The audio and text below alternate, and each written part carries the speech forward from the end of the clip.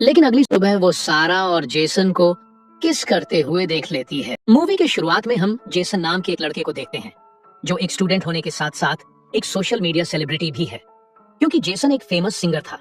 उसके बाद हमें एक कैथोलिक स्कूल दिखाया जाता है जहां जेसन के पेरेंट्स समर वेकेशन के बाद जेसन और उसकी बहन जोई को स्कूल छोड़ने के लिए आए हैं।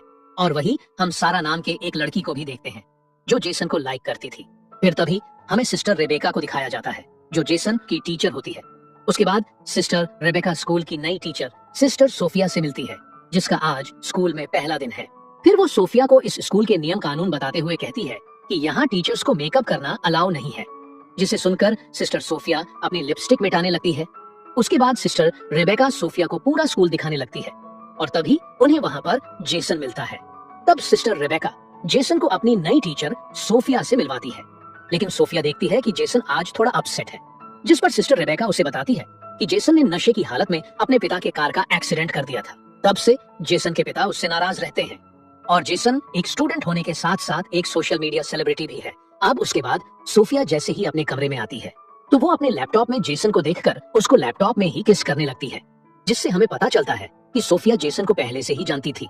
फिर अगले दिन सोफिया अपनी पहली क्लास लेने जाती है और तब वो जेसन और सारा को एक साथ बात करते हुए देखकर सारा को आगे बैठा देती है, जिसे देखकर जोई को काफी अजीब लगता है क्योंकि कैथोलिक स्कूल में कोई भी शिक्षक इस तरह की गुस्से की हरकतें नहीं करते।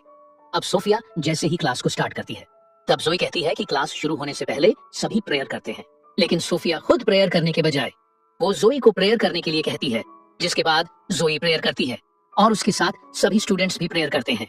तभी जोई नोटिस करती है कि सोफिया प्रेयर नहीं कर रही और वो ये बात अपने भाई जेसन को भी बताती है, लेकिन तभी जेसन को सारा का मैसेज आता है, इसीलिए वो जोई की बात पर ध्यान नहीं देता। फिर स्कूल के बाद सोफिया जेसन से पूछती है कि क्या सारा तुम्हारी गर्लफ्रेंड है, जिस पर जेसन कहता है कि मेरी कोई गर्लफ्रेंड नहीं है। तब ये सुनकर सोफिया काफी खुश होती है, लेकिन अगली सुबह वो सारा और जेसन को किस करते हुए देख लेती है। तब वो जेसन को क्लास में भेजकर सारा को डांटने लगती है और कहती है कि तुम जेसन से दूर रहना। अब क्लास के बाद सोफिया जेसन को रुकने के लिए कहती है और उससे पूछती है कि तुम तो कह रहे थे कि तुम्हारी कोई गर्लफ्रेंड नहीं है, तो तुम सारा के साथ क्या कर रहे थे, जिस पर जेसन कोई भी जवाब नहीं दे पाता। तब सोफिया कहती है कि तुम एक बार मेरे रूम में आकर मिलना।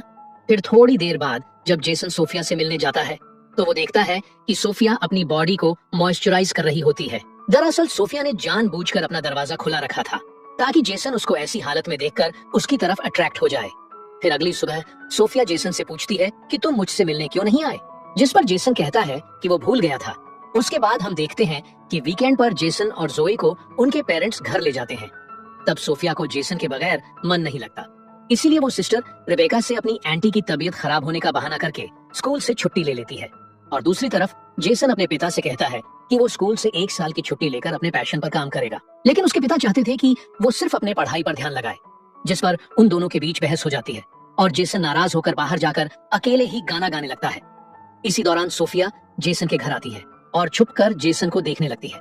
तभी जेसन को सारा का कॉल आता है, जिससे सोफिया गुस्सा होने लगती है और अब सोफिया किसी तरह सारा को जेसन से दूर करना चाहती थी, इसीलिए वो रात में सारा के कमरे में जाकर उसके बुक में ड्रग्स रख देती है। लेकिन बाहर निकलते समय उसका सामना सिस्टर रेबेका से होती है। तब वो उन्हें बताती है कि उसे किसी की आवाज सुनाई दे रही थी, इसीलिए वो देखने के लिए यहाँ पर आई थी। फिर अगली सुबह सोफिया सारे स्टूडेंट्स को अपनी बुक खोलने के लिए कहती है। तब सोफिया सारा को ड्रग्स के साथ पकड़ लेती है और कहती है कि तुम्हें इसके लिए बहुत बड़ी सजा मिलेगी। उसके बाद ये खबर पूरी स्कूल में फैल जाती है, जिससे सारा को स्कूल से निकाल दिया जाता है। फिर उसके बाद हमें पास्ट का एक सीन दिखाया जाता है जिसमें सोफिया ने जेसन को गाते हुए पहली बार सोशल मीडिया में देखा था और वो उसकी तरफ काफी अट्रैक्ट हो गई थी। फिर वो जेसन से मिलने के लिए सोफिया नाम की एक लड़की से मिलती है जो उसी स्कूल में ट्रांसफर होने वाली थी। तब वो उसका मर्डर करके उसको ठिकाने लगा देती है और वो उसकी जगह खुद सोफिया बनकर स्कूल में एंटर हो जाती है। अब प्रेजेंट टाइम में हम देखते हैं कि जेसन स्कूल के काम कर रहा है और पौधे लगा रहा है। तभी सोफिया उसके पास आती है और मदद करने के बहाने उसको उकसाने लगती है। तब वहीं पर जोए भी ये सब नोटिस कर रही थी। अब रात में हम देखते हैं कि सोफिया चुपचाप जेसन के कमरे में जाती है और अपना मोबाइल रिकॉर्डिंग ऑन करके वहीं रख देती है। इसी दौरान जेसन भी जाग जाता है और सोफिया को अपने कमरे में देखकर वो चौंक जाता है। तभी सोफिया जेसन को सिड्यूस करने लगती है, पर जेसन ये सब करने से मना कर रहा था, लेकिन सोफिया उसको किसी तरह अपने बहकावे में ले लेती है और उसके साथ इंटीमेट होने लगती है। फिर अगले दिन जेसन को काफी पछतावा होता है इसीलिए वो चर्च में जाता है इस बात का कन्फेस करने के लिए कि उससे बहुत बड़ा पाप हो गया है। लेकिन जैसे ही वो फादर से माफी मांगने लगता है, तभी वो देखता है कि वहाँ फादर नहीं बल्कि सोफिया है। तब वो जेसन के गोद में आकर बैठ जाती है और एक बार फिर से उसके साथ इंटीमेट होने लगती है। फिर अगले सीन में हम देखते हैं कि वीकेंड के कारण जेसन अपने घर चला जाता है।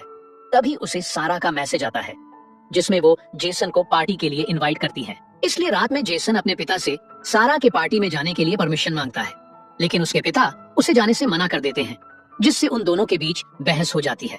जिसके बाद जेसन अपने पिता के परमिशन के बिना ही सारा के घर निकल जाता है और वहीं सोफिया भी उसके पीछे जाने लगती है। अब जेसन सारा के घर जाकर काफी ड्रिंक करने लगता है, जिसके बाद सारा उसको कमरे में ले जाती है और उसको किस करने लगती है। लेकिन तभी जेसन को सोफिया के साथ हुए इंटीमेट के बारे में याद आने लगता है, जिसके बाद वो एक बियर बोतल लेकर वहां से निकल जाता है। लेकिन खुलेआम बियर ले जाने के कारण पुलिस उसको पकड़ लेती है, पर वहां सोफिया आकर उसको किसी तरह पुलिस से बचा लेती है। जिसके बाद सोफिया उसको अपने साथ एक होटल रूम में ले जाती है। फिर वहीं दूसरी तरफ जेसन की माँ उसके पिता को समझाती है कि हमें जेसन को उसके पैशन के लिए 1 साल का समय देना चाहिए, जिस पर जेसन के पिता मान जाते हैं और उसको घर वापस लाने के लिए जाते हैं। और उधर जेसन को रूम में ले जाने के बाद सोफिया अपने कपड़े उतारने लगती है ताकि वो दोनों फिर से इंटीमेट हो सके।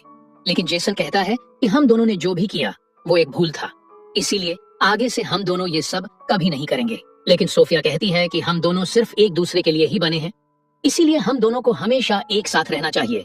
पर जेसन सोफिया की कोई बात नहीं मानता और वो उठकर वहां से चला जाता है, जिससे सोफिया को काफी ज्यादा गुस्सा आता है।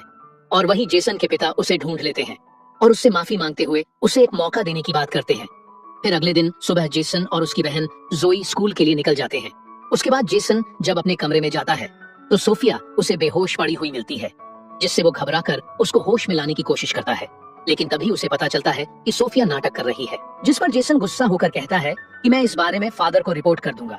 लेकिन सोफिया कहती है कि तो मैं भी सबको बता दूंगी कि तुमने किस तरह एक टीचर के साथ रंगरेलियां मनाई है।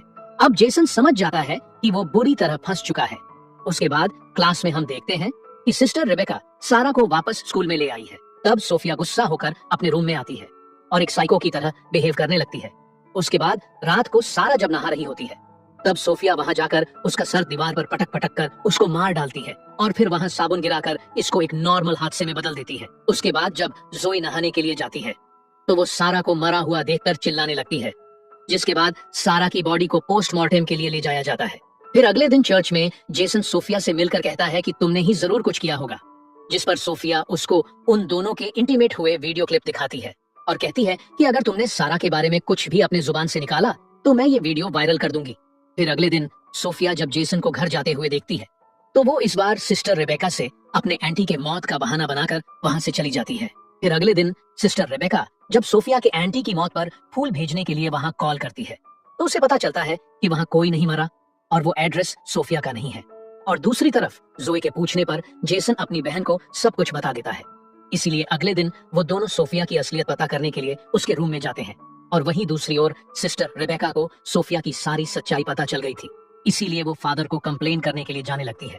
लेकिन तभी सोफिया पीछे से रेबेका के सर पर मारकर उसको बेहोश कर देती है और उधर वो दोनों सोफिया के रूम में पहुंच जाते हैं, जहां उनको असली सोफिया का लैपटॉप मिल जाता है और साथ ही उसका लैपटॉप भी मिलता है जो सोफिया बनकर यहाँ आई है, जिसका असली नाम लॉरा होता है। इसलिए वो दोनों ये बात सिस्टर रेबेका को बताने के लिए उनके पास जाने लगते हैं। तभी उन लोगों का सामना सोफिया यानी लॉरा से होता है और वो जेसन के हाथ में अपना लैपटॉप देखकर समझ जाती है कि उसका पोल खुल चुका है। लेकिन वो अब भी पागलों की तरह जेसन से अपने प्यार का इजहार करने लगती है, लेकिन वो दोनों उसकी नहीं सुनते और आगे बढ़ने लगते हैं। पर तभी पीछे से लॉरा जोर से जोई के सर पर मारकर उसको घायल कर देती है, जिससे जेसन गुस्से में आकर उसका गला दबाने लगता है।